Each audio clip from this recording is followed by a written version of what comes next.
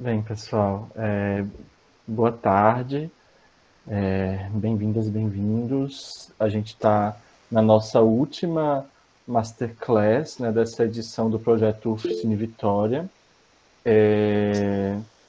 E no último, acredito também, evento assim, do projeto, que está se encerrando agora no fim do mês.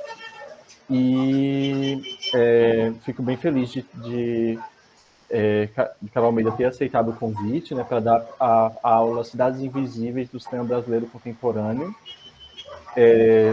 Carol Almeida é doutora no programa de pós-graduação em comunicação na UFPE, com pesquisa centrada no cinema contemporâneo brasileiro.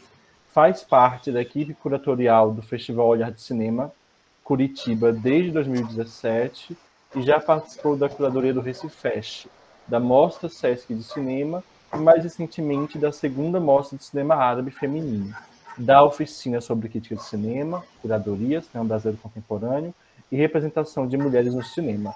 Integrou júris de festivais como Tiradentes, Mostra de São Paulo, Fest Curtas BH, Janela de Cinema e Animage. Carol, agradeço novamente e passo a palavra para você. Obrigada, César. Oi, todo mundo. Boa tarde a todos. Hoje a gente vai fazer caminhos, na verdade. A gente vai entrar por alguns territórios. A ideia é falar de cinema a partir de uma perspectiva psicogeográfica. Eu vou explicar isso melhor daqui a pouco. Mas, enfim, só para antes de compartilhar os slides com vocês aqui, para explicar que muito não, tudo disso que eu vou falar aqui hoje é resultado no ano passado. Carol, travou um pouco quando você estava falando que era resultado de uma tese. Ah, tá, beleza. Gente, se travar mais vezes, vocês me falam, porque, enfim, a internet da Vivo não é exatamente o modelo de internet que a gente tem no mundo. Então, qualquer coisa vocês me avisem. Então, isso que eu vou apresentar hoje é muito o resultado mesmo da tese. Os textos, inclusive, que eu vou ler hoje, são textos, quase todos eles estão, de fato, na tese. Então, no final da apresentação, eu posso compartilhar o link da tese para quem se interessar e para quem quiser pesquisar um pouco mais, porque, obviamente, na tese em si, isso é desdobrado de uma maneira mais profunda. Então, o que a gente vai fazer hoje é esse caminho, um caminho por uma cidade, uma das várias cidades que eu imaginei para a tese. Eu vou explicar para vocês que cidades são essas que eu imaginei. E eu vou compartilhar aqui a tela com vocês para a gente começar essa aula de hoje. Deixa eu botar no modo tela cheia, para que a gente consiga visualizar melhor as imagens e os textos também. Tá. Bem, eu vou começar por essa ideia, né, de que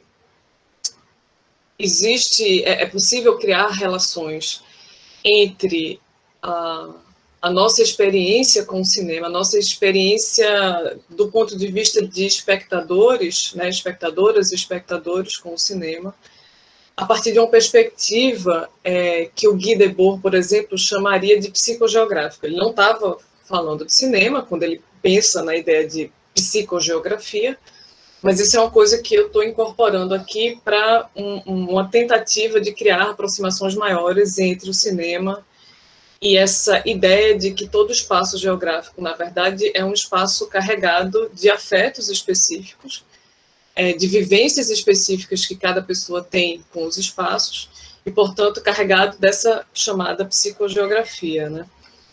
E o que o Guy Debord propõe na época, enfim, nos anos 50, quando ele faz esse mapa aqui da cidade de Paris, tal como ele a percebe psicogeograficamente, é que a relação que a gente mantém com os espaços, né, com a cidade onde vocês vivem, onde vocês nasceram, enfim, os lugares que vocês percorrem são sempre atravessados por afetos específicos que vocês criam dentro daqueles territórios. Isso vale também para lugares que vocês visitam, que vocês não conhecem. Então, a experiência de vocês em uma determinada cidade vai ser muito específica e o tipo de geografia que você vai criar daquela cidade tem a ver com a subjetividade de cada um e de cada um de vocês andando por aquele território, que é, obviamente, uma experiência diferente de todas as outras pessoas, né? Então, pensando nessa ideia de que a nossa relação com os espaços é uma relação muito distinta à medida em que nós temos histórias de vidas distintas e nós temos leituras de mundo e, enfim, atravessamentos diferentes, e pensando, obviamente, que o cinema, porque o cinema ele nasce meio que quebrando com vários dos modelos, enfim, espaço-temporais que se tinha até então, né? O advento do cinema, tal como o advento da tecnologia do trem, do relógio de pulso e mais tarde ainda do próprio avião, são tecnologias que rompem com uma certa relação espaço-temporal que a civilização ocidental, particularmente, tinha com o mundo ao redor. Então, me interessa hoje falar especificamente do espaço dentro desse espaço temporal, né? Pensar os filmes enquanto territórios por onde a gente atravessa, e quando a gente atravessa os territórios dos filmes, e aí tanto faz serem filmes narrativos mais convencionais, que tem, né, uma condução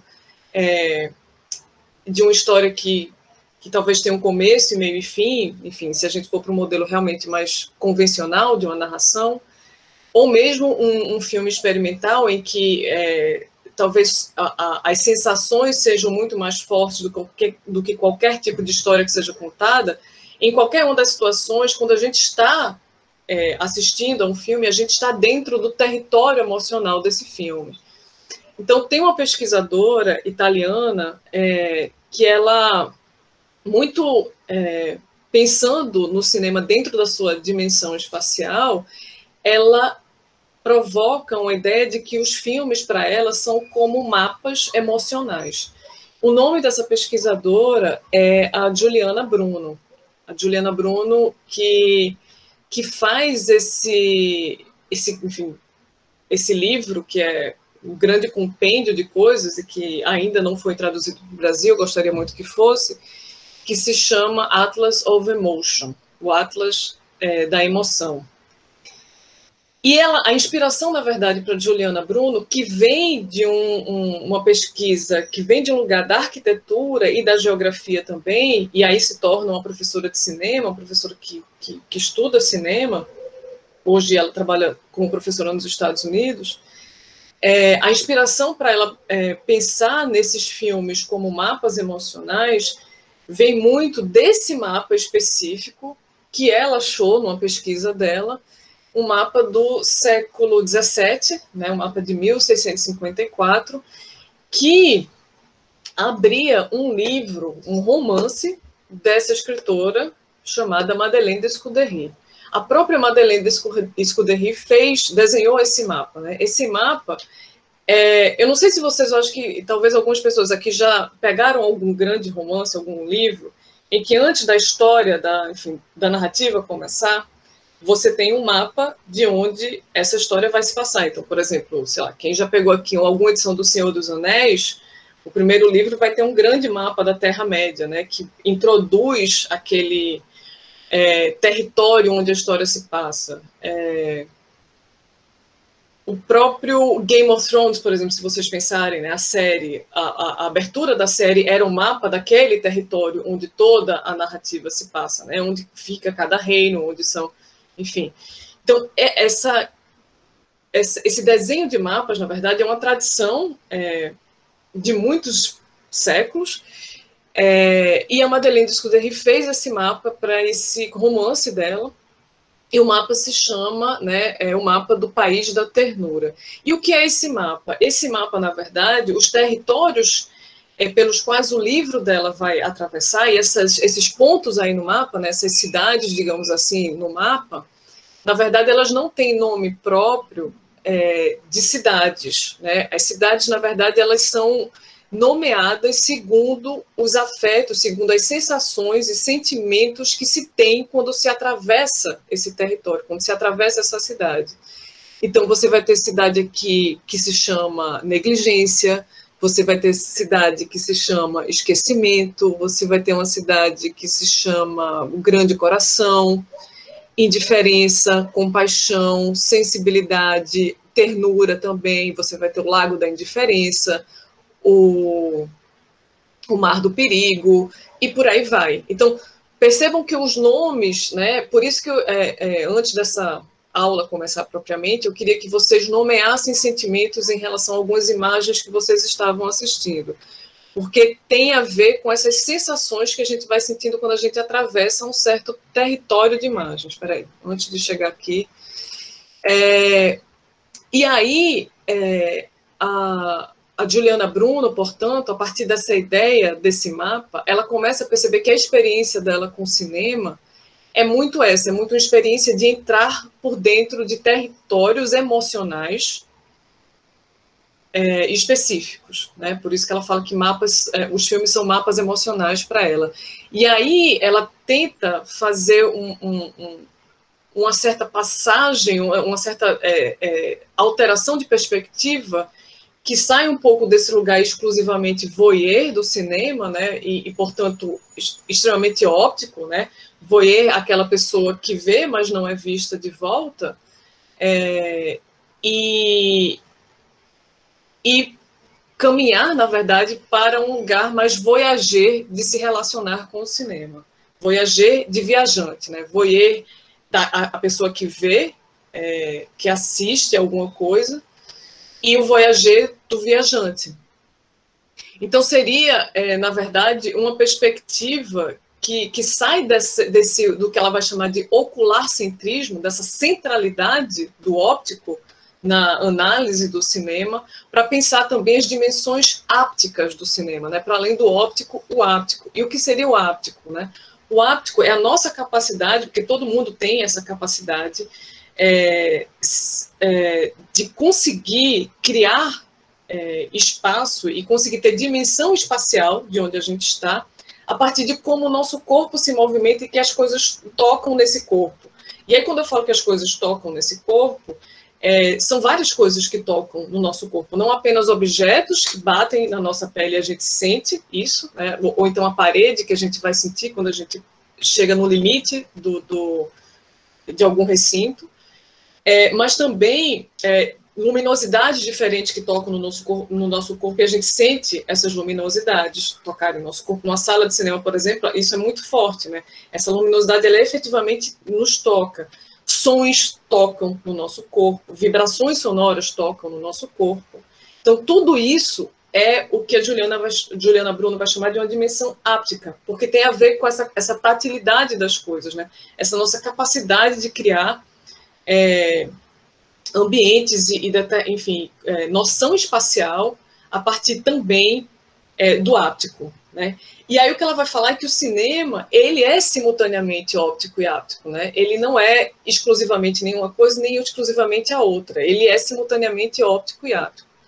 E um exemplo que eu sempre uso, já meio que para tentar puxar essa ideia para a ideia de cidades em si, um exemplo que eu sempre uso para fazer essa distinção mais evidente entre o óptico e o áptico,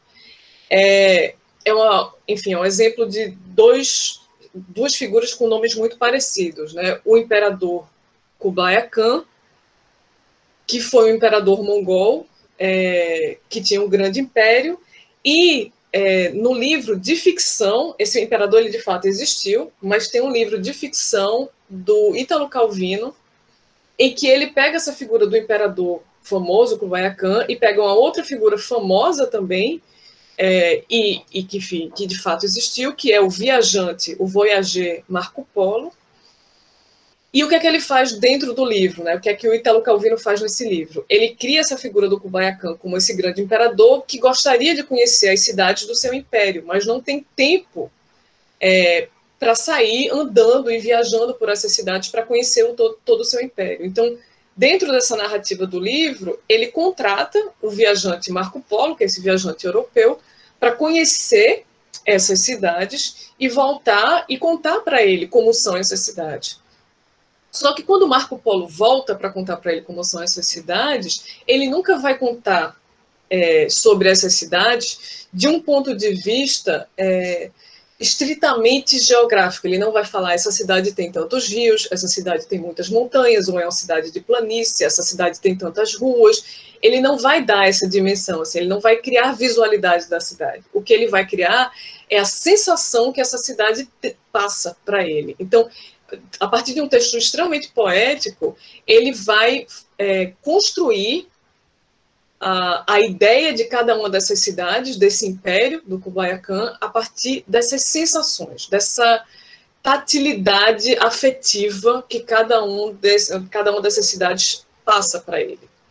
E um outro Khan muito conhecido também, figura que também é real, se chamava Albert Khan, uma figura ali dessa passagem do século XIX para o século XX, era um banqueiro muito, muito rico, obviamente banqueiro, então já daí se deduz. E o Albert Khan, como um desses banqueiros, enfim, excêntricos e com tempo demais para fazer as coisas, enfim, tempo vago na vida. E aí ele resolve fazer um projeto chamado Arquivos do Planeta, que é os Arquivos do Planeta, né? Arquivos do Planeta é basicamente ele contratar uma equipe de fotógrafos e de pessoas que estavam começando a manipular os primeiros cinematógrafos, né, e filmar imagens em movimento. Então, ele contrata uma equipe grande, compra esses equipamentos, né, compra os cinematógrafos e compra equipamento fotográfico e manda essas pessoas saírem por várias grandes cidades do mundo e fotografarem essas cidades, porque ele queria fazer um grande arquivo dessas grandes cidades do planeta inteiro. Né? Tanto é que a primeira fotografia colorida do Rio de Janeiro, por exemplo, vem da equipe do Albert Khan. Então, o Albert Khan, na verdade, ao contrário do que o Kublai Khan teve com as descrições que Marco Polo fazia das cidades, o que Albert Khan queria, com essas cidades que ele não conhecia, era uma descrição estritamente óptica. Ele queria ver essas cidades, ele queria ver como essas cidades eram fotografadas naquele momento. Então, só para vocês tenham um pouquinho mais de clareza, talvez, nessa ideia, nessa distinção entre o óptico e áptico, entendendo que o cinema ele é simultaneamente as duas coisas. Ele só funciona quando ele é simultaneamente as duas coisas. E aí uma coisa que sempre me interessou muito e que talvez tenha sido um ponto inicial para a minha pesquisa foi observar como o cinema brasileiro, o cinema, enfim, de uma maneira geral, não somente o brasileiro, vez em quando ele manifesta alguns gestos que são gestos que, quando a gente congela o gesto em si, eles condensam, tem muita carga simbólica e muita carga de sensações que esses gestos congelados em si, eles disparam na gente. Um dos exemplos clássicos disso é esse aqui que eu sempre trago, da Pietà, por exemplo, porque para mim é isso, né? A figura da Pietà, a Pietà em si, que vocês não estão vendo a escultura original aqui, é uma figura que sempre se repete, não somente no cinema brasileiro, se a gente for para o cinema internacional, a gente tem várias figurações da Pietà em vários filmes. E aí é que eu peguei somente alguns filmes brasileiros que, de um jeito ou de outro, terminam emulando esse gesto congelado da Pietà, que sempre, de alguma forma, vai se relacionar com sensações de cuidado, com sensações de afeto, de carinho, e, obviamente, de maternidade, né? E, em vários casos aqui, essa maternidade é uma maternidade, inclusive, invertida, né? No caso aqui, por exemplo, do menino que segura a figura da mulher mais velha no Central do Brasil. A gente tem aqui Pichote, a gente tem esse filme aqui que se chama Pietà, de um coletivo chamado Talavistas. A gente tem o filme Sonho de Valsa, da Ana Carolina. A gente tem o Deus, do Vinícius... Vinícius Silva, a gente tem o Preciso Dizer Que Te Amo, se não estou enganada, do Ariel Nobre. E aí, eu acho que esses filmes e esses gestos, eles são muito distintos. A maneira como esses filmes acontecem, o modo de encenação de cada um desses filmes é muito diferente. E, no entanto, esses gestos, quando eles são colocados juntos, e eu acho que é isso que me interessa no final das contas, eles revelam alguns pontos em comuns, alguns atritos entre esses filmes, que podem criar alguns textos interessantes sobre esses filmes e esses gestos dentro de suas próprias diferenças. Como é que eles se encontram dentro das diferenças que eles criam para que se chegue a esse gesto aqui, da Pietà. E aí, pensando muito nisso, em como esses gestos, criados em filmes muito diferentes, com narrativas completamente diferentes, mas com um gesto que carrega uma energia muito parecida, eu fiquei imaginando que alguns desses gestos do cinema brasileiro contemporâneo poderiam criar aquilo, voltando aqui para o mapa da Madeleine de Scudéry, poderiam criar aquilo que geraria em mim um certo território emocional. Então, são os gestos em si que, para mim, funcionam como mapas emocionais, e por dentro desses mapas emocionais eu caminho, eu entro por dentro desse território e entendo as diferenças dos filmes a partir também desses sentimentos, dessas sensações, dessas emoções, como a Juliana Bruno vai falar, que parecem que também se encontram dentro dos gestos, porque elas estão ali condensadas em um gesto. E um dos primeiros gestos, enfim, que serviu para conduzir a pesquisa e que meio que são duas imagens de dois filmes feitos no mesmo ano, curiosamente, em 2013, que deram meio que o ponto de partida para que eu entendesse que, peraí, aqui tem um gesto que é absolutamente igual, mas tem outros gestos que eles não reproduzem exatamente o mesmo gesto, não é exatamente a mesma forma, mas a intensidade de energia é a mesma. Então, o primeiro gesto que eu observei, que são desses dois filmes de 2013, era de um filme do Paulo Sacramento, O Rio Corrente, e O Som ao Redor, do Kleber Mendonça Filho. E ambos os filmes, essa sequência de se riscar um carro, né, de alguém riscando um carro camufladamente, na periferia do olhar de quem está dentro do filme, mas frontalmente para o nosso olhar de espectadoras e espectadores, como isso se repetia. Eu comecei a observar como isso se repetia, essa ideia de uma certa insubordinação feita dentro da camuflagem, né? Essa ideia de insubordinação feita dentro da camuflagem, isso se repetia em alguns outros gestos de outros filmes brasileiros contemporâneos. E era sempre isso, era sempre uma coisa, quase como se fosse um grito abafado, assim, uma raiva muito grande que fica ali contida, mas você precisa soltar ela de algum jeito, e aí você faz alguma coisa no disfarce. E aí, pensando nisso, eu comecei a achar outros filmes em que esse mesmo gesto de pequenas insubordinações feitas na camuflagem aparecem, né? Eu não vou falar dessas imagens hoje aqui, mas eu queria falar para vocês como eu começo a aglutinar essas imagens se mexem, às vezes umas saem, às vezes outras entram, depende muito também das sensações que elas me passam quando elas estão juntas, né? Isso aqui são sequências de filmes bastante diferentes, mas que carregam esse mesmo gesto de alguma coisa, digamos assim, algum tipo de levante. A ideia aqui é discutir que tipo de levante é esse que o cinema nacional estava operando com esses gestos. E aí isso me criava uma cidade que era muito específica, que era essa cidade raivosa, mas era uma raiva que precisava se esconder.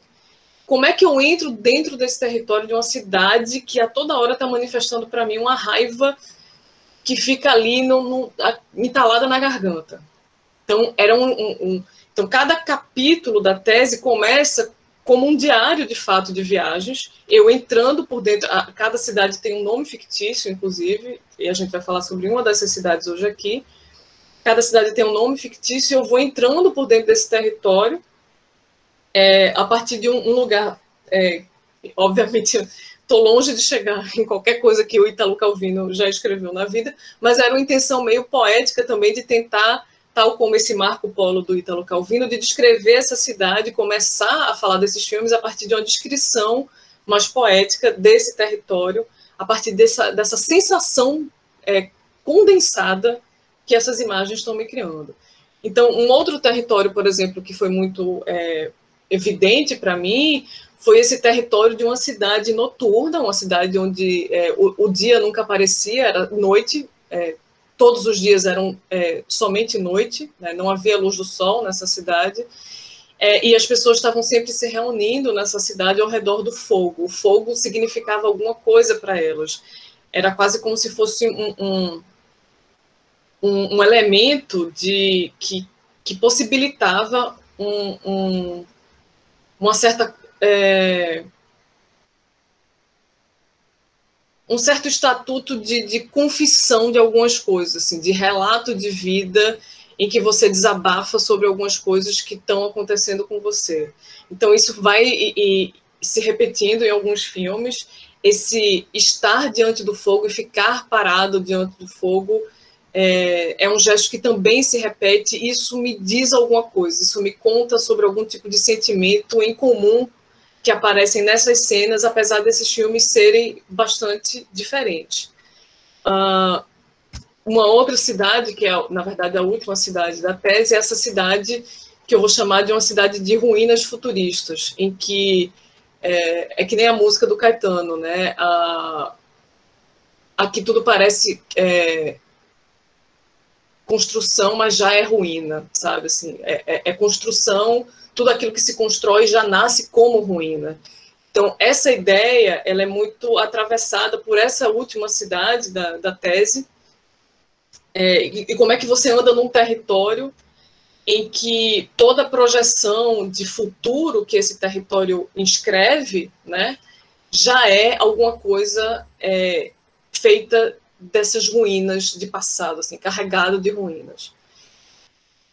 Isso tudo para chegar na cidade sobre a qual a gente vai caminhar por dentro dela hoje, que é esta cidade aqui, né, das sequências que vocês viram antes da aula começar. Uma cidade, e vocês trouxeram várias palavras aqui que eu vou voltar a falar sobre elas quando eu entrar dentro dessa cidade, mas os filmes que estão aqui dentro desse mapa emocional são o Branco Sai, Preto Fica, né, o do Adirley Queiroz, o Baixo Centro, do Everton Belico e do Samuel Marota, o Temporada, do André Novaes, o Baronesa, da Juliana Antunes, e No Coração do Mundo, do Gabriel Martins e do Maurílio Martins. Então, são esses os filmes que vão criar esses afetos por dentro dos quais a gente vai atravessar. Então, agora vocês vão me permitir compartilhar com vocês um pouco desse diário de viagens que eu fiz ao longo da tese, para que aí no final desse diário de viagem a gente venha para o conteúdo teórico mesmo, porque cada uma dessas cidades vai discutir um conceito que esses filmes estão elaborando. E no caso aqui dessa cidade, o conceito é sobre paisagens. Esses filmes estão alterando a noção de paisagem, e a própria noção de paisagem que se inscreve não somente na história da arte, mas na literatura acadêmica sobre cinema. Então, esses filmes alteram essa possibilidade de entender paisagem a partir de outros pontos de vista. Então, cada uma dessas cidades, a primeira cidade vai discutir o conceito de levante, o que é um levante, como é que ele acontece, como é que ele pode acontecer especificamente no cinema. Depois a gente tem o conceito do que é que o fogo aciona, o fogo como um elemento teórico que aciona um certo compartilhamento de vivências.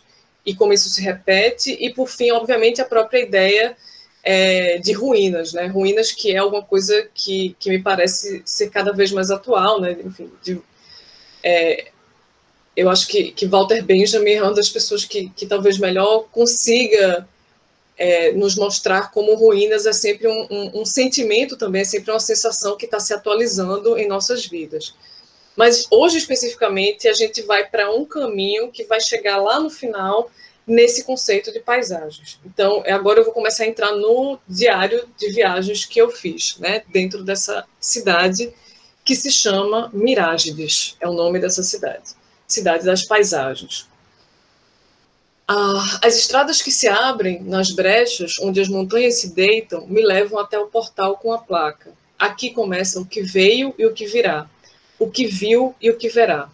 É aí o ponto de entrada de Mirágides, a cidade das paisagens. No entanto, quando se olha para os lados, de que paisagens se está falando? O que se vê são apenas pilhas de casas, barracos e pequenos edifícios amontoados uns sobre os outros, como rascunhos diversos inacabados, em estrofes que não conseguem se separar umas das outras e criam poemas estranhos, poemas difíceis para olhos de viajantes iletrados. Todas as ruas em Mirágides são ladeiras, e todas as ladeiras levam a portas, e essas portas dão em escadas que sobem até lajes, onde a cidade se torna ora sonho, ora pesadelo. Porque aqui os espaços são sempre uma projeção de delícias e dores, as que já foram vividas e as que ainda serão. Rapidamente descubro, então, que nas construções da cidade, as vigas são encaixes de ossos, o cimento é feito de carne e os tijolos são vértebras que se alinham no eixo da memória. Sabe-se de mulheres que, no momento preciso em que o bebê consegue sair de seu corpo, visualizam em transe todas as mães que vieram antes e todas as que virão depois.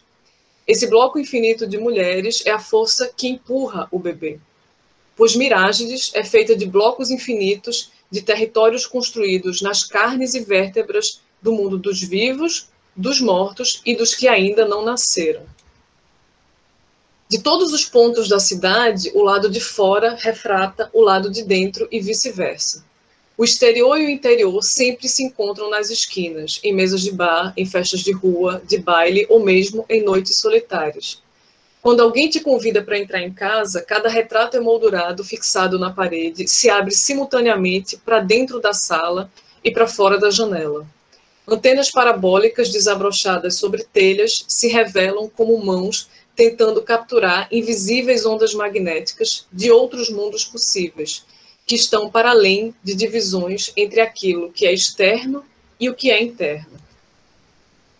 Dizem que quando o vento atravessa as ladeiras, os cachorros farejam cheiros que antecipam chuvas, mas os ventos quase nunca sopram por aqui, e as pessoas precisam regar a si mesmas para não esturricarem, enquanto os cachorros tentam cheirar florestas dentro de valas. Esses habitantes, gentes e cães, não são raivosos. Assustados, paranoicos, melancólicos, desiludidos, sim, tudo isso, mas não raivosos. Porque há um compartilhado sentimento de pertencimento dos corpos no espaço. Um pertencimento ao território que dá aos habitantes dessa cidade uma autoridade de poder imaginar e vislumbrar miragens a cada levantar das pálpebras. Trata-se, assim, de uma cidade com mais silêncios do que barulhos. Resgatar o silêncio é o papel dos objetos, escreveu Beckett, quando quis falar sobre o gesto de se colocar diante de algumas obras. Em Mirágides, a afirmação se desdobra. Aqui, resgatar o silêncio é o papel de um certo modo de olhar para os objetos. E o objeto maior é a própria cidade. Mas tudo que houve e que há nessa cidade só consegue ser plenamente visto por aquelas e aqueles que não mais distinguem as bordas de seus próprios corpos com as bordas da cidade onde foram dados a viver. De forma que tudo que é demolido nessa cidade demole também nas pessoas que nela habitam. E tudo que dói dentro dessas pessoas dói com força igual na cidade. Mirágides seria, por excelência, o espaço em que o cinema mais facilmente se sentiria confortável em armar sua lona. Eu digo seria porque essa arte de filmar ambientes externos na amplitude horizontal daquilo que escapa para os lados da tela, algo que está não somente na fundação das primeiras experiências com os cinematógrafos, como na própria conceituação de um cinema mais cinema, segundo sua capacidade de dar a ver o real a partir da profundidade de campo e de longos planos sequenciados, não é exatamente o enquadramento que se consegue capturar nesse território. Há alguns desvios que a cidade das paisagens impõe, a começar pelo próprio conceito do que vem a ser uma paisagem e as implicações de respiro e distância que ela coloca. E aí aqui eu sempre coloco essa sequência desses enquadramentos aqui do Branco Sai Preto Fica, do Adirley Queiroz, porque eu acho que é um filme, e é um filme que eu acho que está em praticamente todos os capítulos da tese, é um filme em que esse gesto de parar, né, e olhar para essa cidade e ficar nessa posição durante um certo tempo, né, o filme, essa posição em que esses sujeitos aqui estão parados, olhando, e a gente observa a observação deles, né, a gente contempla a contemplação deles, isso sempre leva um tempinho no filme, né? É um filme que dá tempo para essa contemplação. E faz isso a partir de personagens, né? A partir de 3 homens negros aqui nesse caso, né? Que muito dificilmente na história do cinema, dentro dessa história do cinema, esses corpos são dados a esse gesto de contemplação, né? Eles não são as pessoas que vão estar dentro do quadro contemplando alguma coisa, né? E eu acho muito importante que o Adirley para a todo momento para deixar que eles contemplem essa cidade. Voltando aqui, né, para Mirágides, e com as imagens do Baixo Centro, às vezes fica visualmente difícil estabelecer onde é que termina essa cidade e onde começam as pessoas. Durante a noite, tudo vira um corpo só. Uma latência única de incerteza, insegurança e, consequentemente, de insanidade. Um homem de costas para a imagem e de frente para a cidade precisa se disfarçar na escuridão a ponto de se tornar a escuridão ele mesmo. Porque quando se abrem as janelas das casas de Mirágides, o que se vê lá fora pode ser uma imagem assustada do que se teme aqui dentro. Afinal de contas, as luzes da cidade são lâmpadas ou são armas engatilhadas?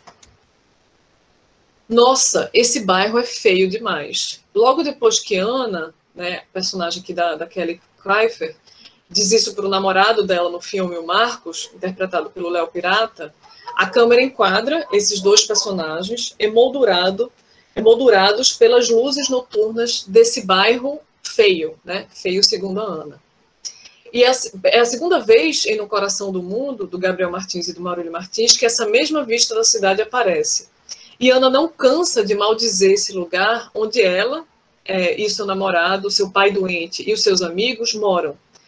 Olhar para o bairro de Laguna, em Contagem, cidade da região metropolitana de Belo Horizonte, e simultaneamente negá-lo enquanto espaço ao qual ela pertence, é para Ana um exercício necessário de reconhecimento na diferenciação. Existe um discurso nela de que ela é melhor do que isso, de que ela pode mais do que essa paisagem. E aí, obviamente, aqui a gente tem um momento que talvez seja, quando eu falei para vocês que aquelas sequências de riscar o carro foram as sequências que me abriram, porque sempre tem uma sequência ou 2 sequências que terminam abrindo e puxando magneticamente outras imagens para perto. Essa aqui foi a sequência inicial desse mapa emocional. É a sequência de temporada em que a personagem da Juliana, interpretada pela Grace Passou, ela encontra com Hélio. É o primeiro momento, inclusive, que o cabelo dela tá natural, né? O processo de tirar a química do cabelo. Então, é o primeiro momento do filme em que ela aparece com o cabelo sem a química que ela tinha antes. E aí ela chega para conversar com esse colega de trabalho que se torna um amigo, que é o Hélio, e pergunta o que é que ele está fazendo parado ali, olhando, para esse lugar. E aí ele responde, né, eu estou aqui curtindo a paisagem. E aí ela fala, uma paisagem? Ué, vai lá para a Lagoa da Pampulha, ficar aqui no meio desse esgoto. E aí ele fala assim, eu já até pesquei aqui. Já pescou? Sério, pesquei. Só se for aquele espanga que come lixo, né? E aí ele fala assim, cada um tem o que merece, Ju. Você acha que eu vou sair daqui para ir lá para aquela puta que pariu, daquela Pampulha, aquela lagoa que tem cheirão de feijoada? Aquilo lá também é esgoto, velho. Então, assim, essa imagem ela é muito importante, eu vou voltar para ela algumas vezes, porque o que o Hélio está vendo é fundamentalmente atravessado pela experiência de vida que ele tem naquele território, porque a experiência de vida que ele tem naquele território é uma experiência que diz para ele que aquilo ali já foi um lago, onde ele já pescou, né? Onde ele já fez piquenique, sei lá, onde ele já se reuniu com os amigos, né? E que hoje virou um esgoto. E aí é muito importante aqui, porque isso é uma coisa muito recorrente, inclusive, nesse cinema brasileiro contemporâneo, são essas figuras, né? Essas tecnologias do discurso desenvolvimentista, né, que é o trator, que é esse caminhão carregando areia de obra. Então, isso aqui, no fundo, não acontece à toa. Isso aqui, existe uma razão para que a composição dessa imagem seja feita desse jeito, né? Porque diz isso aqui, isso que está aqui atrás da imagem, diz respeito a como isso aqui era um lago e se transformou num esgoto, né? Como é que isso, que era um lago algum dia, veio a se transformar no esgoto? A resposta a isso está nesse processo de urbanização desacelerada e, obviamente, descontrolada e não planejada das cidades no Brasil. Então, essa relação que o Hélio tem com o espaço é uma relação que a Juliana não tem, porque a Juliana nem é dessa cidade, ela vem de outra cidade para trabalhar nessa cidade, né, que é, no caso, a cidade de Contagem. Então, as relações que a gente estabelece com cada território que a gente conhece é muito diferente, né, de pessoas que não conhecem esse território, que não viveram aquele território. E essa imagem, de um jeito ou de outro, ela termina, para mim, puxando várias outras. Assim, esse gesto, que eu acho que vários de vocês identificaram muito rapidamente, dessa coisa da contemplação e de uma coisa que se repete em todas essas sequências, que é a câmera abre, a maior parte do que está na composição da imagem é preenchido pelo espaço, né, enfim, pelo território de cidade onde esses personagens se encontram, e os personagens são as figuras menores que estão olhando, né, a gente observa essas pessoas observarem, né, a gente contempla elas contemplarem alguma coisa.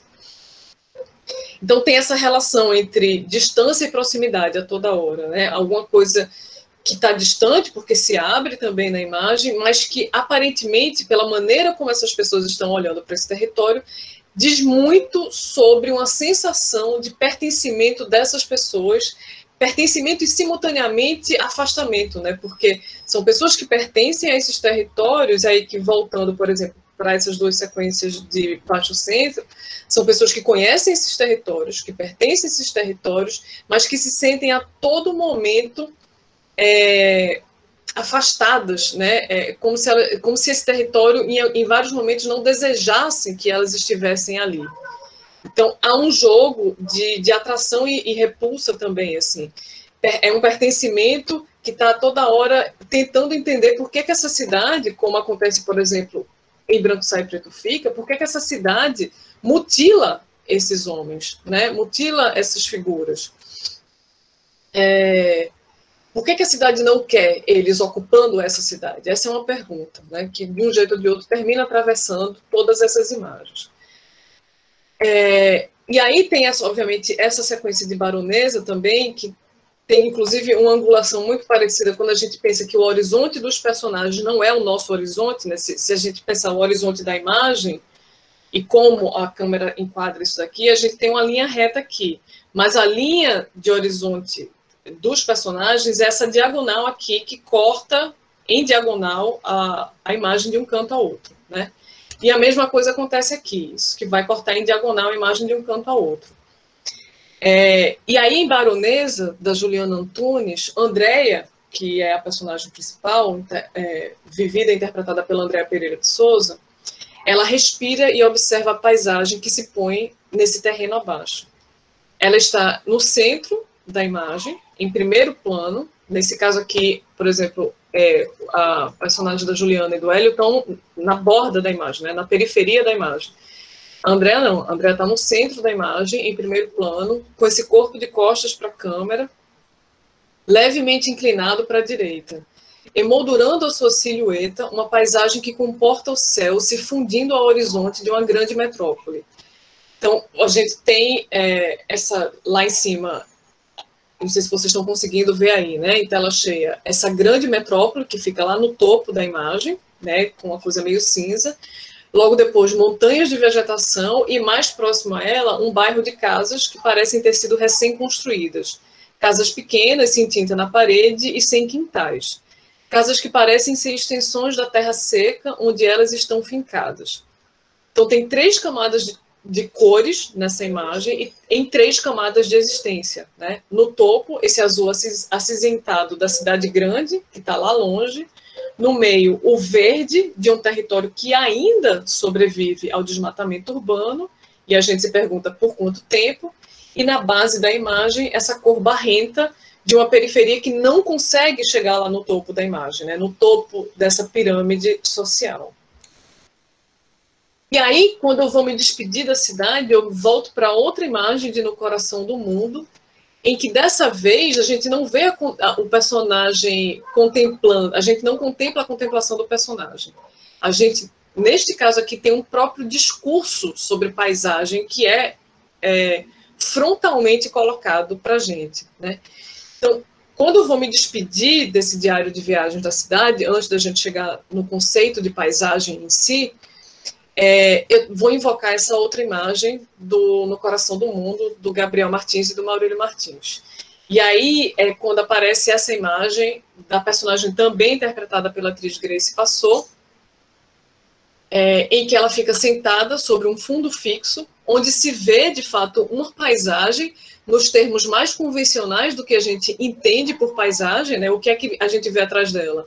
Árvores de uma floresta temperada, provavelmente uma floresta europeia, com altas montanhas ao fundo, né? E aí a personagem da Selma, interpretada pela Grace Passot, altera o registro naturalista de quase todo o filme, né? Porque o filme tem essa atuação naturalista, e ela interrompe essa atuação naturalista para enunciar o discurso, que é o discurso que vai dar título ao filme, é o motor da narrativa, né? No Coração do Mundo. E aí, esse discurso é justamente aquilo que vai mover os personagens e tentar escapar desse lugar onde eles estão, né? Esse lugar que já não dá mais. E aí ela fala isso daqui, né? Atenção também para, obviamente, o nome da escola, né? Carlos Rauschenbach. Obviamente, um tributo ao diretor com o mesmo nome. E aí a personagem da Selma, ela olha para essa câmera, e obviamente quando ela olha para a câmera, ela também olha para a gente, ela diz isso, né? No coração do mundo é o próximo lugar, é para onde a gente quer ir, melhor, muito melhor, é onde a gente quer pisar, para onde vai o desejo da gente, cara. Aqui não é mais o coração do mundo, já foi, não é mais, acabou, saturou, é isso, já foi. Agora eu quero o próximo lugar. Só isso. Então, vejam vocês que, enfim, atrás dela tem essa paisagem, né, uma paisagem clássica de uma floresta europeia, e ela fica jogando a gente a todo momento para uma ideia de que é preciso sair desse lugar, dessa cidade onde eles estão, que não é essa paisagem europeia, para ir para um coração do mundo, para algum lugar onde se possa viver, para algum lugar que não seja essa sequência de desgraças em que se vive. E aí esse monólogo, para mim, bem como a maneira frontal em que essa fala é filmada, com Selma olhando diretamente para a câmera, né, e com todos os dispositivos de cinema, inclusive, sendo previamente revelados, né, porque a gente vê, quando essa cena vai acontecer, a gente vê a luz, porque é isso, né, o personagem filmando ela, falando alguma coisa para a câmera. Então a gente vê a luz, a gente vê a câmera, a gente vê o monitor da câmera, né? Então o próprio equipamento do cinema é revelado nessa sequência. E aí, para mim, esse monólogo ele condensa o afeto mais nuclear dessa grande cidade das paisagens que eu chamei de Mirágides. Selma é quem dá a pista para que a gente consiga ver aquilo que todos os demais personagens veem quando se colocam diante das cidades cindidas em que eles habitam. Quando ela fala sobre o próximo lugar, é para esse próximo lugar que o Choquito, o Dimas, de Branco Sai Preto Fica, o Robert e o Jamba, de Baixo Centro, a Juliana de temporada, o Hélio de temporada também, a Andréia de Baronesa, a Ana e o Marcos de No Coração do Mundo, quando ela fala desse próximo lugar, é para esse lugar que todos esses personagens estão tentando olhar, quando estão diante dessa única cidade periférica brasileira, um lugar abandonado pelo planejamento urbano, onde as construções elas vão se empilhando, onde a abordagem da polícia é sempre muito violenta e onde os horizontes precisam ser, a toda hora, reinventados. Essa ideia de reinventar o horizonte, para mim, é muito forte. Então, isso, inevitavelmente, me leva a discutir que tipo... É possível dizer que esses filmes criam e estão elaborando um certo tipo de paisagem, como o Hélio, em temporada, fala, né, que ele está ali vendo uma paisagem, e a Juliana questiona, ué, eu não estou vendo paisagem nenhuma aqui. Então eu fico me perguntando, será que o Hélio está certo? Será que a gente tem uma paisagem diante da gente, quando a gente vê esses personagens parados, contemplando aquilo que se coloca diante deles, né? Existe alguma paisagem urbana possível nessas imagens? Que paisagem é essa? E aí, inevitavelmente, eu vou para a própria história do cinema brasileiro quando eu começo a perceber que esses corpos, que são corpos que entram dentro de uma narrativa do subalternizado, as pessoas que são subalternizadas, e com muita frequência são corpos de pessoas negras ou de corpos de pessoas indígenas, enfim, todas as pessoas que facilmente conseguem ser colocadas nesse lugar do subalterno, como tradicionalmente o cinema brasileiro, mesmo nos seus gestos de rompimento, como o Paulo Emílio Salles Gomes diria, de rompimento com a figura do ocupante, né, a figura do colonizador, mesmo quando esse cinema rompe com a figura do colonizador e começa a tentar entender as coisas a partir de uma perspectiva do colonizado, ele ainda assim reproduz algumas situações em que esses corpos subalternizados eles são emoldurados pela composição da cena como paisagens eles mesmos, né? Eles se transformam em paisagens, porque eles se tornam, com muita frequência, cristalizados por essa própria paisagem, onde eles se inserem e são transformados em essências. E aí, nesse caso aqui, em uma essência do que é a ideia de povo, né? Uma das imagens que eu trago aqui é um dos 5 curtas de 5 vezes Favela, né? Enfim, a famosa reunião de curtas ali que funciona nesse, digamos assim, nesse prefácio, como um prefácio do cinema novo também, junto com Rio 40 Graus, enfim, junto com outros filmes feitos na Bahia, e, enfim. Esses filmes fazem parte desse prefácio do cinema novo, e dentro desses filmes, com muita frequência, particularmente em algumas situações de 5 vezes Favela, né, quando a câmera sobe para esses morros do Rio de Janeiro, esses personagens que estão sendo ali construídos pelo cinema como uma ideia de povo, eles com muita frequência são cristalizados pela própria paisagem urbana, dentro dessa paisagem urbana, e se transformam em essências, né, em uma ideia única de povo. E, obviamente, um caso muito mais grave disso, que é o que acontece em Cidade de Deus, de Fernando Meirelles e da Kátia Lund, quando essa figura, e aqui no caso é um contraluz desses bem clássicos assim, do cinema, em que você só tem, de fato, a borda do personagem, né? Você não tem... dentro da imagem, você não consegue distinguir as sutilezas desse ser humano que está dentro da imagem, você só tem um contorno dele, é só o contorno que a gente vê. Ele, dentro da imagem, ele vira mais um objeto do cartão postal, né? E o Cidade de Deus faz isso a toda hora, né? Ele transforma esses personagens em objetos de cartão postal daquilo que a Ivana Bentes, enfim, vai chamar de cosmética da fome, né? Da estética da fome do Glauber Rocha até a cosmética da fome que o Fernando Meirelles e a Kátia Lund operam dentro de Cidade de Deus.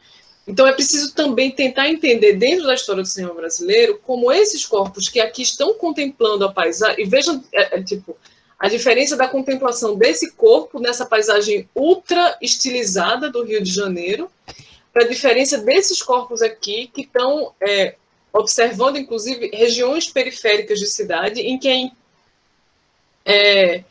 eu diria que seria uma coisa muito problemática você poetizar, né? Em que medida se pode poetizar esses espaços periféricos, e a contemplação dessas pessoas diante desses espaços é muito distinta dessa imagem aqui que a gente vê em Cidade de Deus.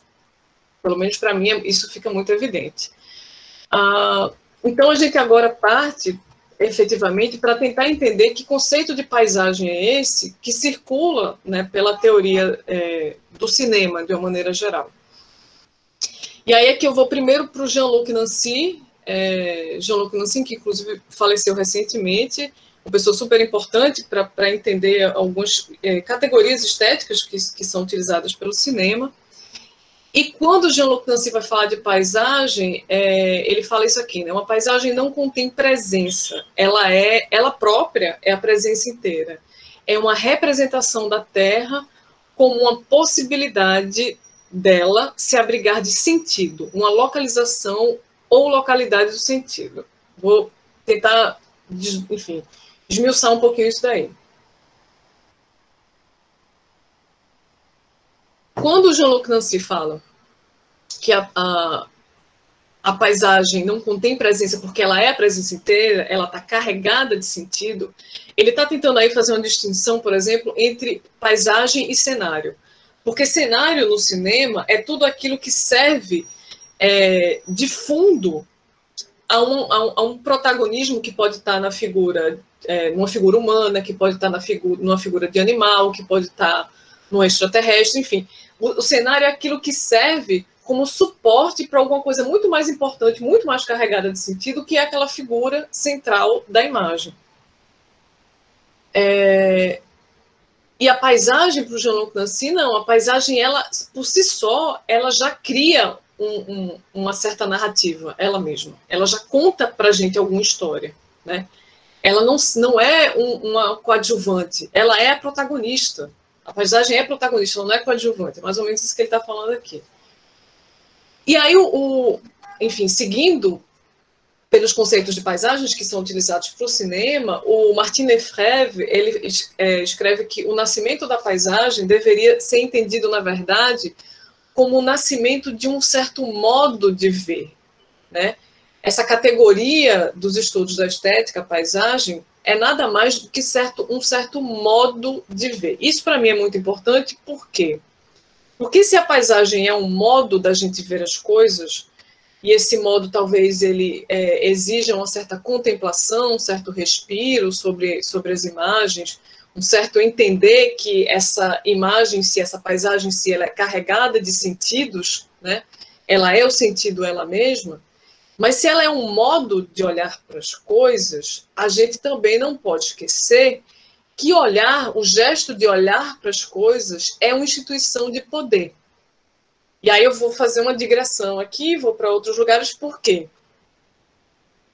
A gente costuma passar muito reto por essa coisa que para mim é muito fundacional do cinema, que é olhar para as coisas, né? Talvez até, enfim, obviamente o cinematógrafo é a tecnologia que faz com que esse olhar seja manifestado nas imagens em movimento. Mas é pelo gesto de olhar que se cria cinema, né? É a capacidade da gente de olhar para as coisas e observar algumas coisas, enquadrar essas coisas dentro de algumas composições. Mas olhar é uma instituição de poder, porque se a gente for na história, tanto na história, se eu for pegar, por exemplo, questão de gênero, né? As mulheres, desde muito cedo, elas são ensinadas que são corpos para serem olhados. Elas não, desde muito cedo, desde criança, mulheres são ensinadas que elas não devem olhar para as pessoas, mas elas podem ser olhadas. Enquanto que os meninos, né, muito cedo já, enfim, na sua infância, eles são autorizados a olhar para tudo. esse gesto de olhar é concedido muito facilmente para eles. Então, eles podem olhar, e dificilmente eles serão olhados do mesmo jeito com que as meninas, né, serão olhadas. E aí isso, obviamente, isso tem toda uma história que eu poderia aqui contar para vocês, que aí seria uma outra aula, sobre como as mitologias fundadoras da nossa civilização ocidental, tanto a mitologia judaico-cristã quanto a mitologia greco-romana, elas nos ensinam que toda vez que uma mulher olha para alguma coisa, ela vai ser punida, ou quando ela olha para alguma coisa, ou quando ela dá a ver alguma coisa, ela vai ser punida.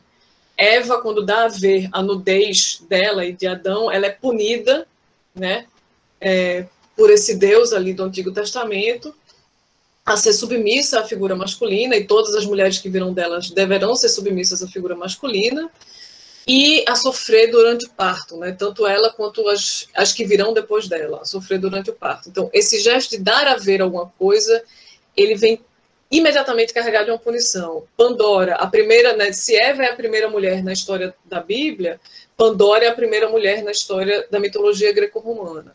Pandora que recebe uma caixa de presente de aniversário, e é um presente de aniversário que você não pode abrir, né? Então, super presente esse que deram para Pandora. E aí Pandora, obviamente, como qualquer pessoa faria, vai abrir, porque ela tem curiosidade de olhar o que é que tem dentro da caixa.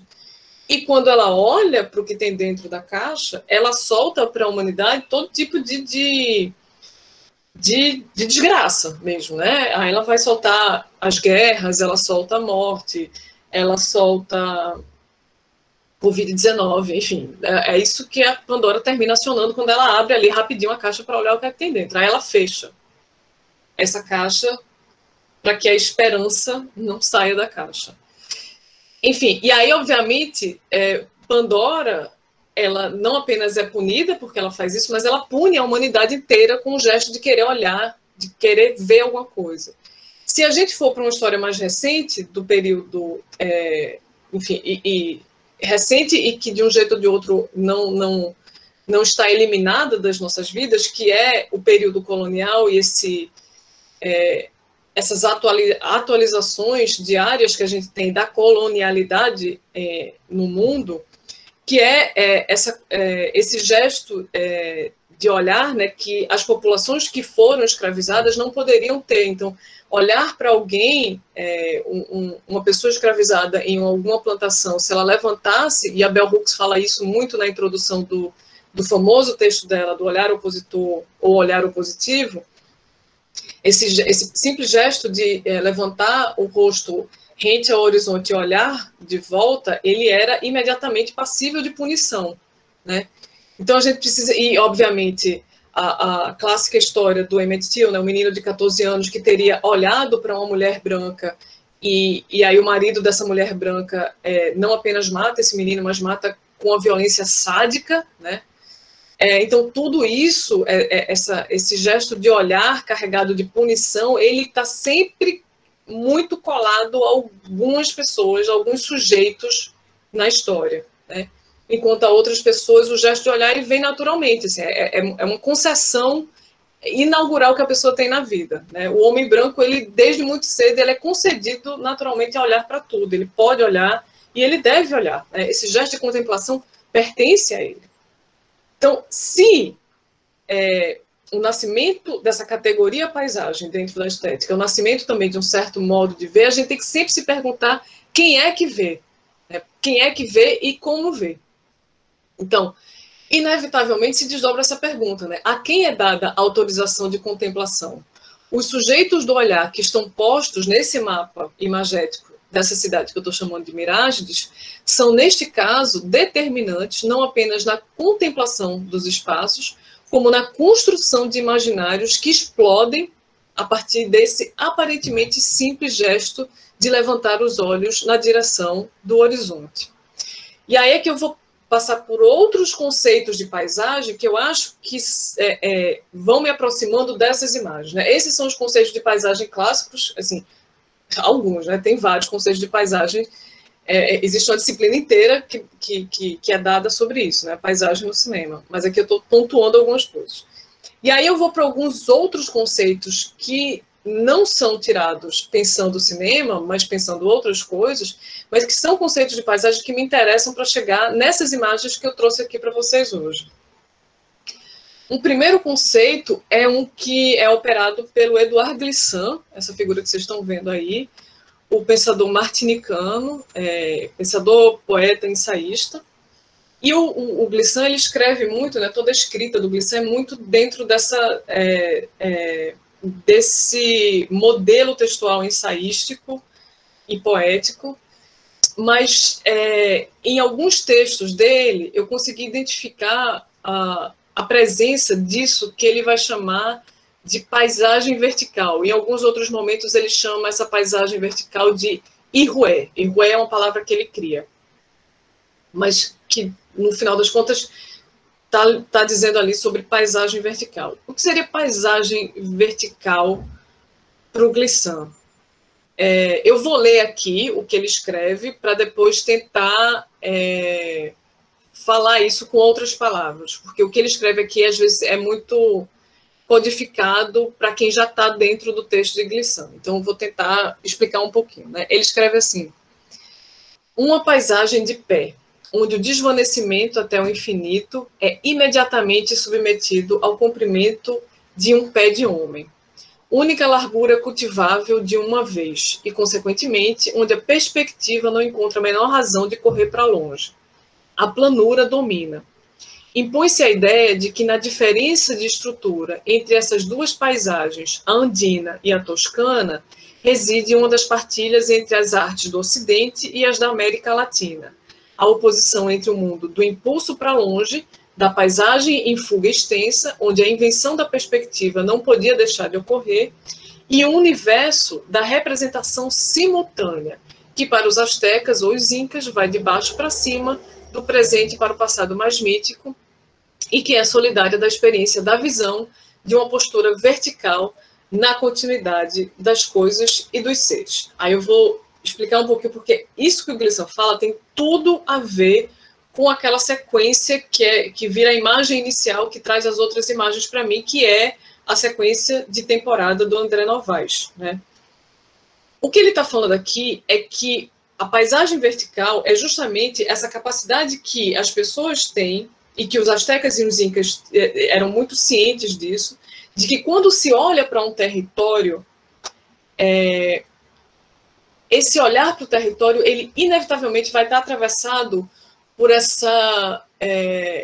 esse movimento vertical entre passado e presente, entre o passado mítico e o presente do momento em que se olha, porque tudo aquilo que você olha está atravessado por uma certa memória, que é individual e é simultaneamente coletiva, né? Uma certa memória que aquele espaço carrega com você dentro dele. Então, quando ele faz, por exemplo, ele fala dessa paisagem andina e a paisagem toscana, a paisagem andina a qual ele se refere é justamente dessa localização aqui da América Latina, né, dos Andes, dessa paisagem montanhosa, que começa ali nos Andes e vai, obviamente, até as paisagens das ilhas vulcânicas do próprio Caribe, né, que é de onde o Glissant vem, né? Então, essas paisagens montanhosas, dessas ilhas montanhosas, que são ilhas vulcânicas, e que são um prolongamento desses Andes, né, dessas montanhas andinas, tem a ver também com essa...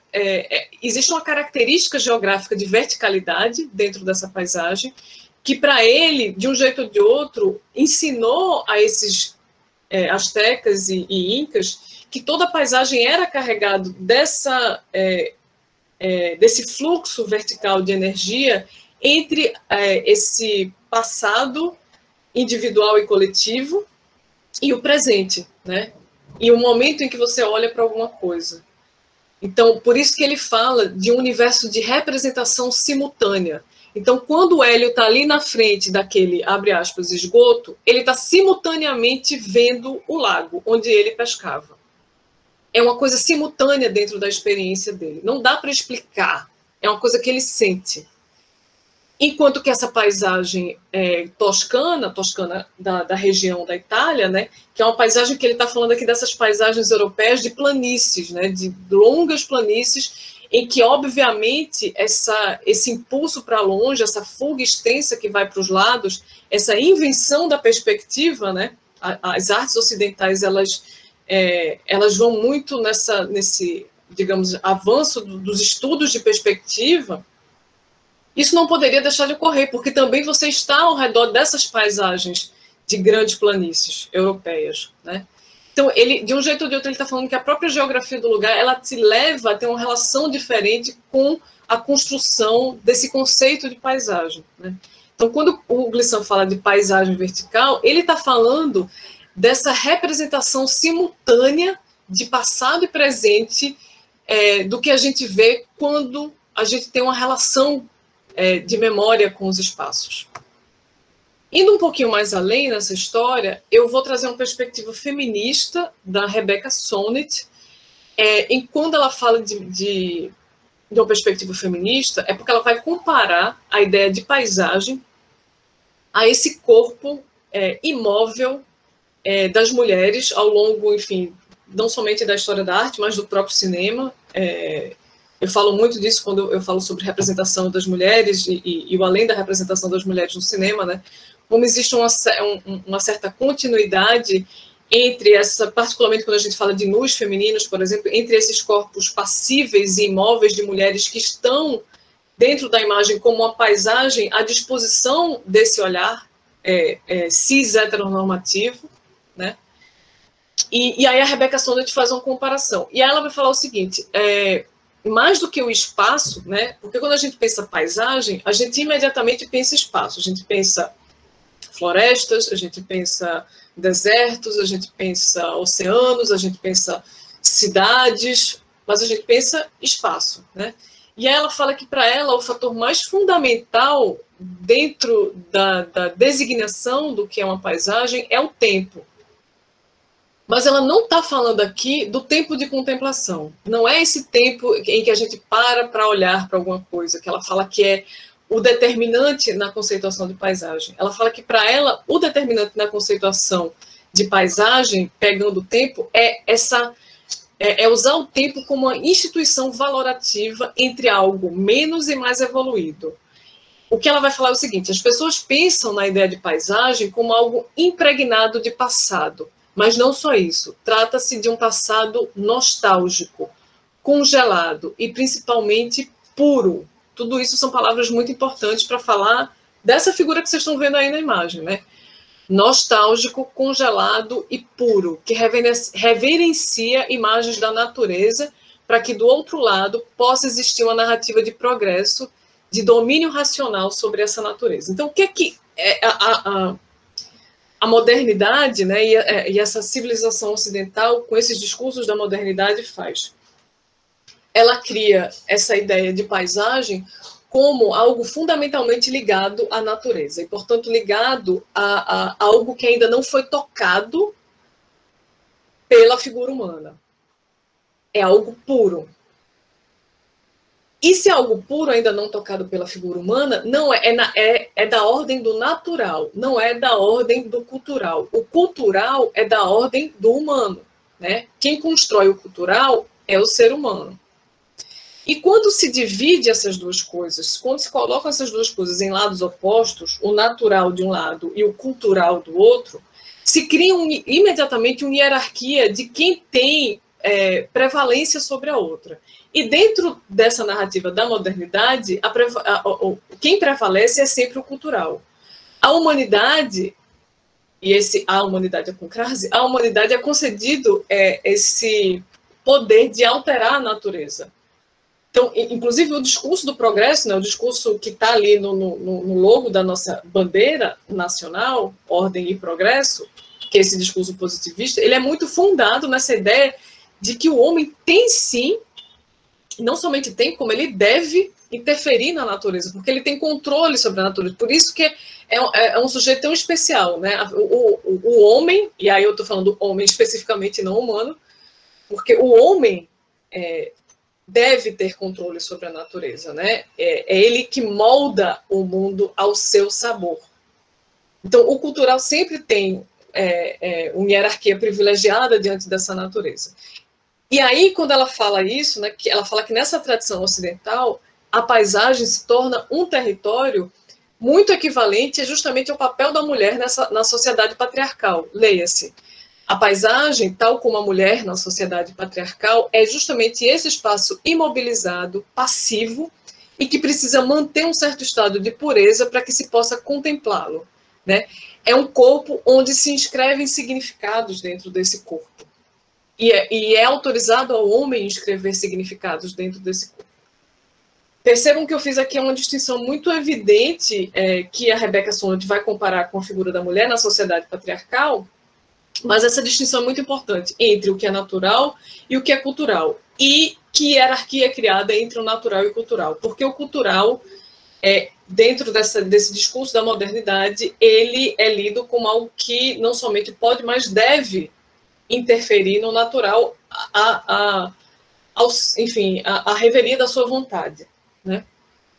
E aí a gente chega finalmente no conceito de alguém que mais diretamente trabalha com a ideia de paisagem e que liga essa ideia de paisagem à ideia de poder, né, poder político sobre as coisas e sobre os territórios, que é o W.J.T. Mitchell. E ele tem um livro que, de fato, se chama Paisagem e Poder, né, Landscape and Power. E o maior objetivo dele nesse livro é fazer com que essa palavra paisagem deixe de ser um substantivo para se tornar um verbo. Porque paisagem, para o W.J.T. Mitchell, é uma ação. É alguma coisa que muda as coisas, que move as coisas. É uma ação. Então, um verbo por quê? Porque paisagem implica processos nos quais identidades sociais e subjetivas são formadas.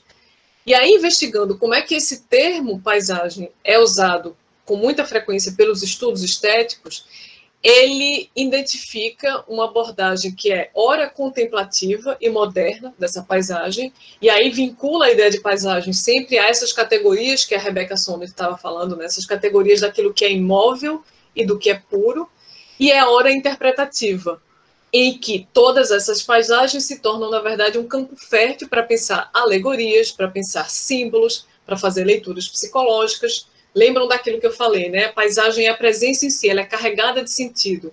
Então, essa abordagem interpretativa da paisagem, ela vai muito para esse lugar que toda paisagem, ela está carregada de sentidos, ela está carregada, às vezes, de simbologias e de leituras psicológicas que podem ser feitas sobre ela. Elas significam alguma coisa. E aí o trabalho dele é fundamentalmente usar essas duas abordagens, tanto a abordagem contemplativa e moderna da paisagem, como a abordagem interpretativa, para chegar a uma perspectiva muito menos interessada em buscar o que a paisagem é, o que é esse conceito de paisagem, ou o que ela significa, né? E muito mais atenta, na verdade, à utilização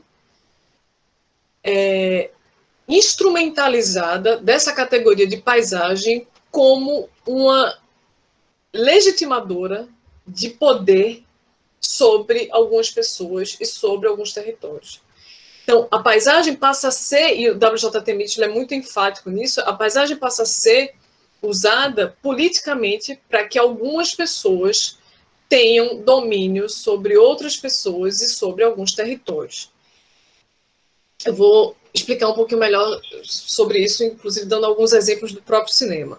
Mitchell vai ressaltar que toda paisagem é, sim, a presença de convenções que cristalizam estruturas binárias, tais como o que é humano, pois cultural, e o que é inumano, pois natureza, e que esses extremos foram e são ainda hoje usados para que, por exemplo, o humano europeu pudesse e possa colonizar o inumano na África e na América Latina.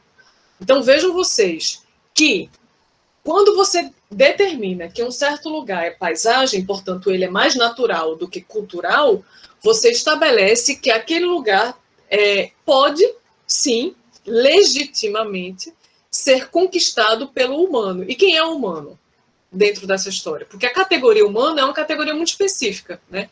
E quem cria o humano, quem cria o que é a humanidade, quem cria o que é história, são os homens brancos europeus, né? E o que é um pouco menos humano é tudo aquilo que está dentro desse natural. E que, portanto, pode ser sim conquistado, pode ser sim colonizado. Não somente pode, como dentro dessa narrativa deve, né? Para que se civilize, se crie um processo civilizatório dentro desses paradigmas enfim, dessa modernidade colonial.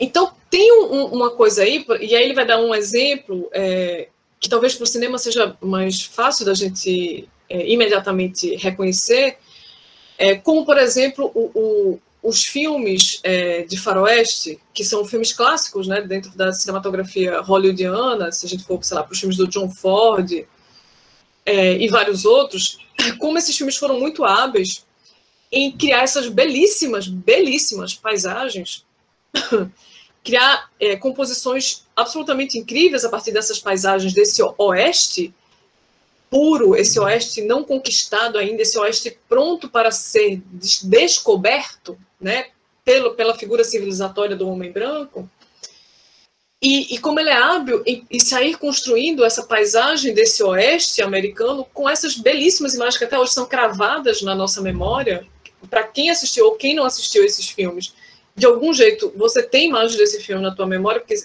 enfim, são imagens que a toda hora, de um jeito ou de outro, terminam voltando para a gente.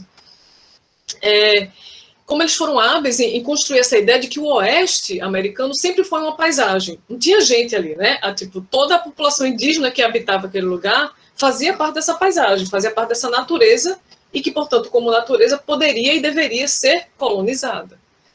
Então, existe toda uma discussão que o W.J.T. Mitchell cria, e ele vai falar muito, tipo, mais recentemente ele vai usar isso muito para discutir a questão da Palestina, por exemplo, né?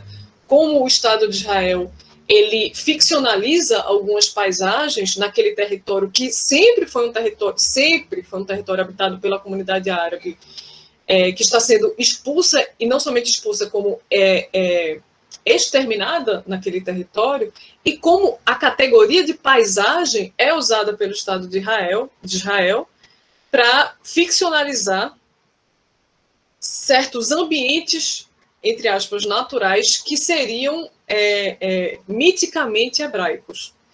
Então, tem um uso da categoria de paisagem que é um uso político, né, e que é muito forte.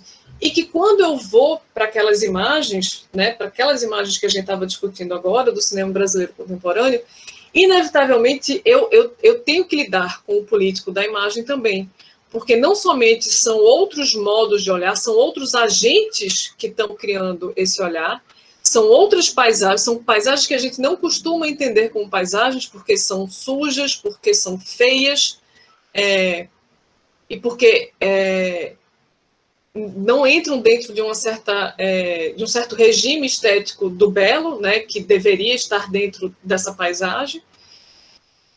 E aí, quando essas pessoas que estão olhando para aquilo ali, elas conseguem, a partir dessa ideia de paisagem vertical, ver outras coisas que nós não conseguimos ver, esses filmes me levam para outros lugares, né? E aí é o momento em que eu tento, de alguma forma, me articular e me aproximar, entendendo que eu nunca vou conseguir chegar lá também, de que aquilo que eles estão olhando nunca é exatamente aquilo que eu estou vendo dentro da imagem. Tem sempre algumas camadas a mais. Porque tem sempre a experiência dessas pessoas com esses territórios, tem sempre uma memória que é muito particular de cada uma dessas pessoas que estão observando esse território. Então, tudo isso, para mim, vai me fazendo acreditar que esses filmes estão, sim, elaborando um outro... Eu vou terminar um pouquinho antes para que a gente possa conversar sobre tudo isso também. Elaborando um outro tipo de paisagem, né? Que eu estou chamando, tal como o Glissan vai chamar, de uma paisagem mais vertical do que uma paisagem horizontal, como a gente costuma conhecer. E aí, quando eu vou para uma sensação, um sentimento que todas essas imagens juntas me provocam, inevitavelmente eu chego nesse verso aqui do poema da Hilda Hilst, em que ela fala alguma coisa que, para mim, parece que, sim, quando eu dou de cara com esse verso, parece que ele está diretamente se comunicando com essas sequências, né, desses filmes contemporâneos brasileiros. quando ela escreve assim: líderes, o povo não é paisagem, nem mansa geografia para a voragem do vosso olho. Povo, polvo, um dia. E aí vejam só vocês, que ela está falando que o povo, essa categoria povo, uma categoria, inclusive, que pode ser muito estudada ao longo da existência do cinema brasileiro, né? Como é que o cinema brasileiro constrói a categoria povo? O Bernardet, por exemplo, que é uma pessoa que escreveu bastante sobre isso, e que falava, né, que um dos grandes problemas, na verdade, do cinema novo, e de uma certa geração ali do cinema novo, era um interesse nesse povo muito mais como um conceito teórico do que como uma experiência de vida, né? Se sabia, o Bernardet escrevia, né? O Cinco Vezes Favela é um filme que conhece a favela dos livros, né? Mas que não se relaciona com a favela, que de fato existe, né? Em todas as suas multiplicidades, em todas as suas dimensões, em todas as suas sutilezas. É muito mais um conceito de favela que se põe nos filmes. E ele vai questionar isso, né? O que ele vai chamar de modelo sociológico do cinema.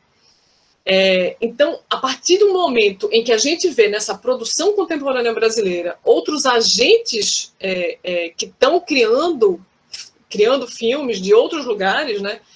Pessoas que vêm de espaços bem menos ligados a uma classe média universitária, classe média branca universitária,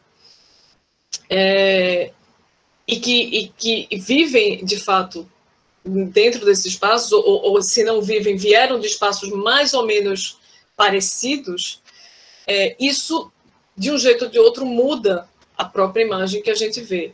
Então, quando ela fala líderes, o povo não é paisagem, nem essa mansa, né, essa coisa de um povo manso, um povo obediente, nem essa mansa geografia para a voragem, né, para esse olho dessa elite que tudo engole, ele não é isso. E aí ela fala, polvo com seus tentáculos que um dia irão tomar tudo isso, né? Não somente os territórios, mas esse olho de vocês.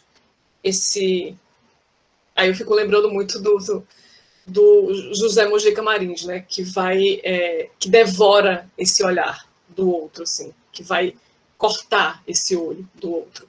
Então, polvo, um dia me lembra muito isso, assim, esses personagens que juntos, né, isolados em cada um desses filmes, não. Mas quando eu coloco esses filmes juntos, eles se transformam meio que num polvo, né, em tentáculos que podem devorar esse olhar que já tentou, em algum outro momento, devorá-los anteriormente.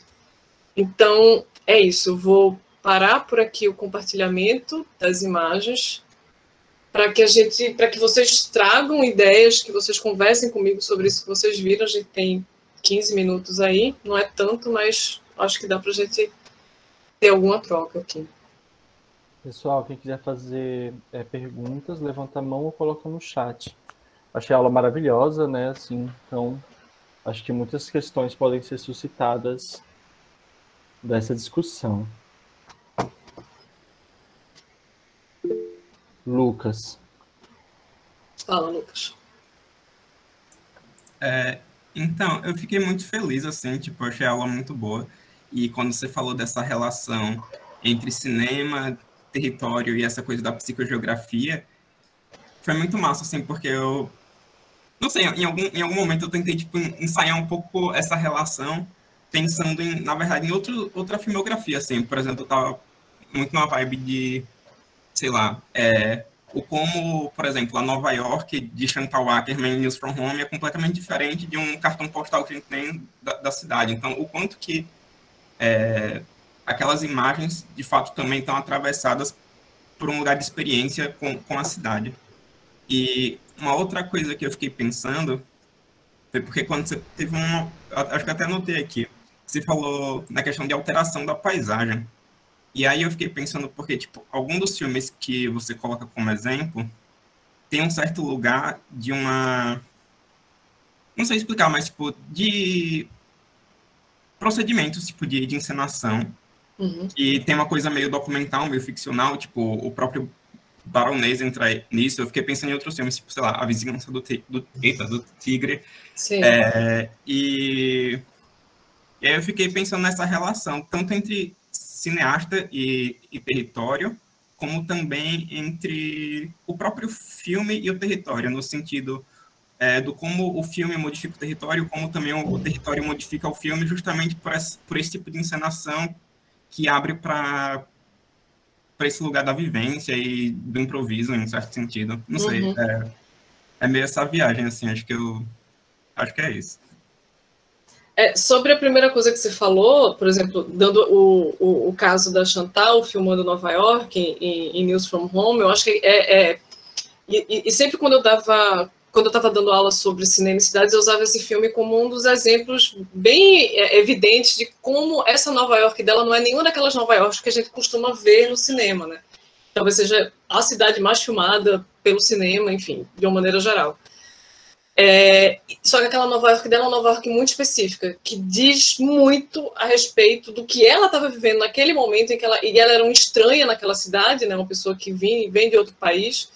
E isso cria uma imagem estranha também, uma Nova York estranha para a gente. Então, essa alienação que ela tem dentro da cidade está dentro do filme. Assim, a maneira como a gente se relaciona com a cidade também é mais próxima daquilo que ela estava sentindo quando ela estava vivendo ali, naqueles primeiros anos, fazendo cinema em Nova York. Então, é isso, assim, não é estéril, é completamente contaminado de um certo afeto específico que se tem quando você está dentro daquele território. E sobre essa segunda observação que você fez, né, como o território muda o filme muda o território, eu acho que é isso, assim, são filmes que se deixam contaminar. A Vizinhança do Tigre é outro exemplo disso, assim. O Afonso, por exemplo, ele fala, e ele costuma falar isso, né? Eu sou desse território, mas eu não sou do mesmo núcleo de amizade dos personagens que eu estou filmando, mas eu sou do território. Então, eu tenho algumas coisas aqui que eu sei exatamente de que maneira filmar e como filmar, porque eu estou carregado com uma certa experiência desse território que me faz filmar de uma maneira específica. Então, essa retroalimentação entre o filme e o território vai acontecer, do mesmo modo que a Juliana, que é uma menina branca, que não é daquele território de Baronesa, mas é de um outro território periférico do interior de Minas Gerais, ela vai se relacionar de outra forma. E essa câmera dela, isso, enfim, está no capítulo, vai criar essa distância. Porque essa distância existe entre ela e o território. O próprio fato dela ser uma mulher branca filmando essas mulheres negras vai estabelecer essa distância, e isso vai...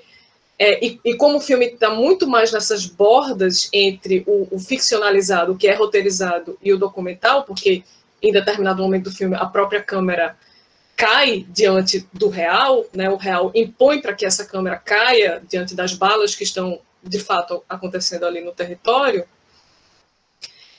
isso altera completamente a roteirização do filme, né? Isso vai mudar completamente a maneira como o filme vai lidar. Inclusive, essa sequência que eu trago aqui para vocês, né, da personagem da Andrea olhando para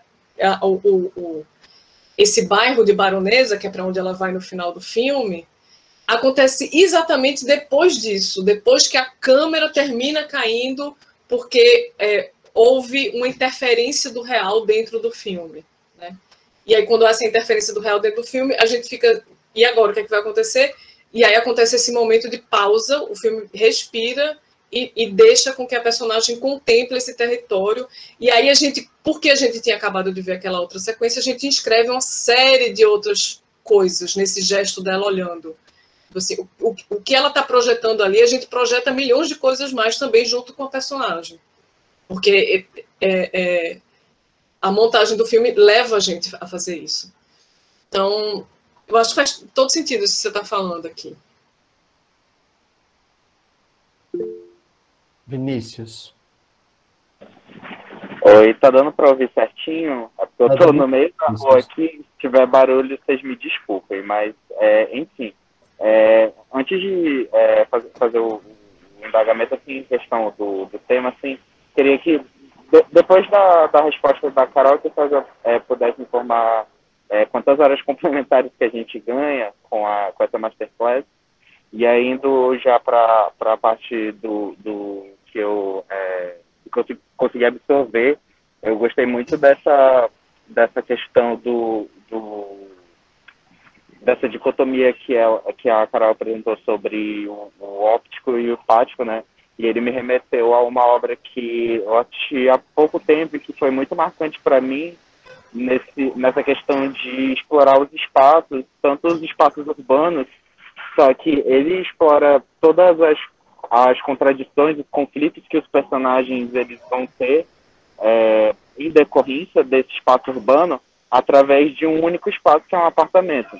Esse filme é um filme taiwanês, né, que é o Vive L'Amour, do Tsai Ming-liang, que ele é muito, muito eficiente nessa questão de ele conseguir tipo, representar todos esses conflitos em um único apartamento, com esses três protagonistas que não sabem que estão frequentando o mesmo lugar para se refugiar desse oceano assim, da cidade que inunda, assim, que tipo, você não consegue lutar contra isso, entendeu?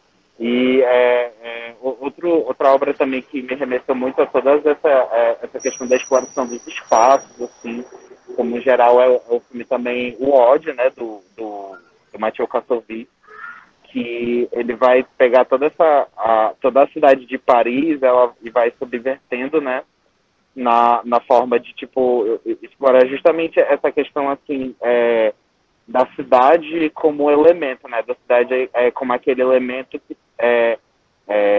com aqueles conflitos que estão extracampo, assim, né, que não estão na câmera, assim, exatamente, mas que você consegue identificar através da semiótica, através das escolhas artísticas e tudo mais.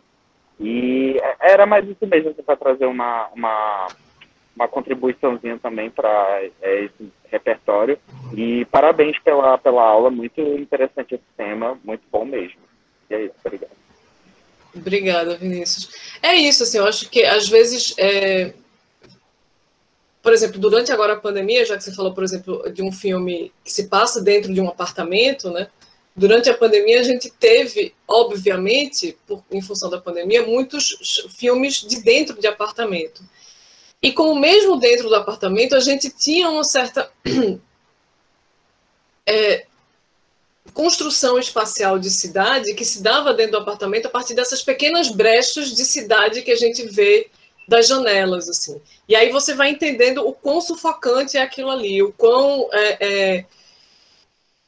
E essa é uma construção que é feita a partir de vários, enfim, de maneiras diferentes, né? Porque você pode fazer isso a partir de brechas de janelas, como você pode fazer isso a partir do que os próprios personagens evocam em suas vivências dentro daquela reclusão de apartamento. Então, como eu falei, é simultaneamente óptico e áptico, porque é uma coisa que você sente na tua pele de algum jeito, assim, você sente te tocar. E aí esse te tocar é interessante porque tocar em português é um verbo que simultaneamente fala do toque físico quanto do toque emocional, né? Alguma coisa que te toca, porque alguma coisa te emociona. Então, esse tocar e a ambiguidade do tocar tem a ver com isso, assim. Como o cinema consegue ser sempre simultaneamente óptico e quando ele cria enfim, essas imagens para a gente, ele cria simultaneamente uma textura tridimensional áptica, onde existem territórios emocionais por onde a gente caminha.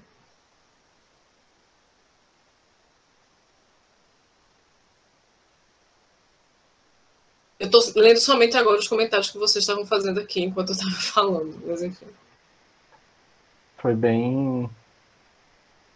foi acompanhada com muito entusiasmo. Gente, alguém mais tem alguma pergunta para fazer a Carol?